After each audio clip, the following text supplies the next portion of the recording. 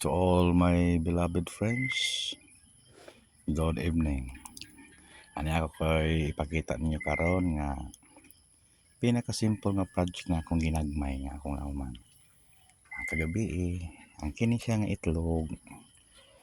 Ako naman na voice out kagabi nga katong itlog ni sumanap nga mamaak nga mala.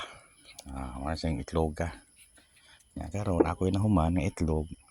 Ako ma-imagine na kini itlog daw itlog kunuhay sa ostrich. Dagko.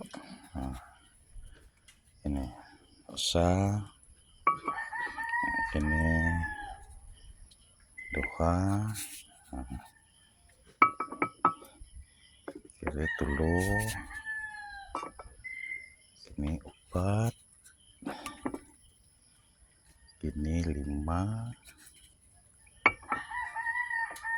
unom ini lang ada pa 7, 8, 9, 10, 11, 12, 13 so 13 ka buok nga ako lang imagine kini itlog nga akong gimugna itlog kunuhay sa ostrich nga kiring kasi po sa itlog gagmay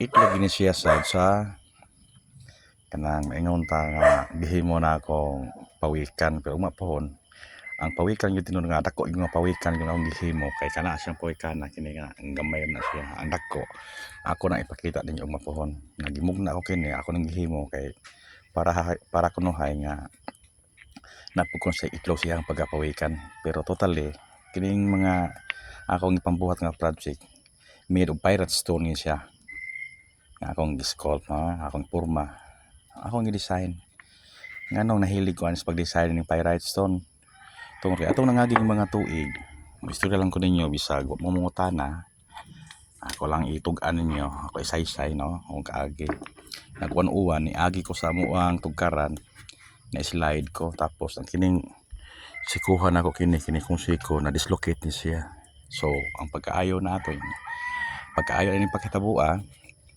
mo to naka-decide ko nga ako ni siyang design non aron nga mga project nga akong mahuman akong makita na ako'y handumanan isip na dislocate nga ako ang siko tungod kay na slide ko ning maong bato nga pirate stone. Thank you for watching. Ugma pohon ako na ipakita ang giant nga akong gihimo nga more or less 150 kilos nga pawikan nindot to siya. Ugma pohon. Salamat. God bless.